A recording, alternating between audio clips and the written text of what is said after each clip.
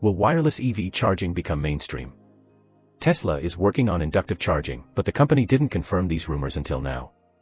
A wireless charging system for EVs will allow Tesla owners to charge their cars by simply pulling over a stationary platform or device in their garage, eliminating the need to plug in vehicles directly. While plugging in an EV does not require additional time and effort, wireless charging is indeed a more seamless way to charge. Understandably, installing an inductive charger in your garage is bound to be significantly more expensive than installing a traditional Level 2 charger. That's because it requires installing an inductive pad into the garage floor, and that could involve embedding it into the concrete. Naturally, installing a wall-mounted charger that needs to be hooked up to the electrical panel adds cost to that.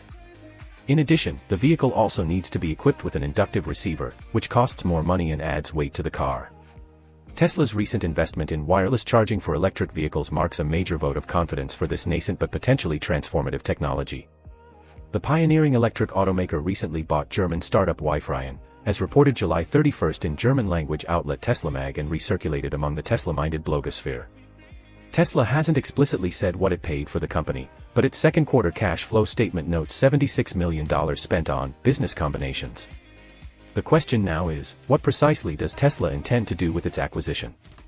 And, given the outsized influence Tesla has wielded on vehicle electrification, charging infrastructure, and plug design, will this action prompt broader industry interest in wireless charging?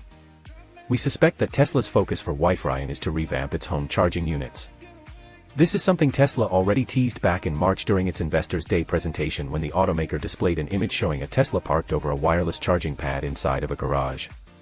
Currently, the max power of a wired Tesla wall charger at 240 volts is 11.5 kilowatts. Some wireless EV chargers can go up to 20 kilowatts. There is real potential for Tesla to develop a more powerful and more convenient at-home charging solution through Wi-Fi. Wireless charging offers a seductive, futuristic proposition. All you have to do to fuel your car is park in the right spot, and electricity will beam into your battery via magnetic resonance. Proponents have evangelized the tech for years as a simpler and sturdier improvement on the often frustrating wired plug charging apparatus used today. But commercializing energy hardware is always tough, and in this case, mass adoption requires convincing automakers to undergo a years-long process of changing their charging architectures. Several startups have crumbled while waiting to move beyond proof of concepts and into production. Tesla plucked its acquisition out of a relatively small cohort of startups still pursuing the tech. The company Tesla bought focuses not on the passenger vehicle segment, but on the lower-powered electric and autonomous vehicles that zip around automated warehouses and factories. The most logical next step would be for Tesla to apply this at its own high-tech manufacturing hubs, but the acquisition does give Tesla more engineering chops to develop wireless charging for cars later on, if it wants to. Charging is essential to driving electric, yet it so often remains unpleasant, if not unworkable. Wireless charging could radically simplify the experience. Wireless charging hasn't taken over the world yet, though, in part because automakers haven't yet made it a standard feature of mass-produced EVs. Customers can install a wireless receiver on their cars as an aftermarket upgrade and install their own floor pad transmitters at home or in fleet charging depots.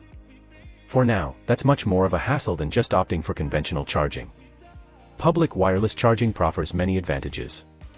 If it's pouring rain, the driver needn't get out of the vehicle to get drenched while handling a high-voltage plug. The charger itself can't suffer from the wear and tear that disables today's charger plugs, broken screens, frayed cables, rot, collisions with vehicles, etc. Wireless charging also plays a key role in more broad-reaching visions for the future. If autonomous vehicles eventually reshape mobility, as many in Silicon Valley are still hoping they will, the robo-drivers won't have any hands to plug themselves in when they need to fuel up. They'll need some form of wireless charging to avoid waiting around for a human as if they're forever driving through New Jersey. Some futurists envision embedding wireless charging in roadways themselves so that drivers can top up on the go, potentially eliminating range anxiety for whatever areas actually build that infrastructure, and reducing the need for ever larger battery packs. Detroit is equipping a mile-long stretch of roadway with wireless charging this year in partnership with Israeli startup Electrian. Once wireless is in the roads and you're driving from San Diego to San Francisco without having to stop and charge, there's no going back, said McCool, who thinks this could be realistic in the next 30 years or so. It eliminates all the extra messiness of EV adoption.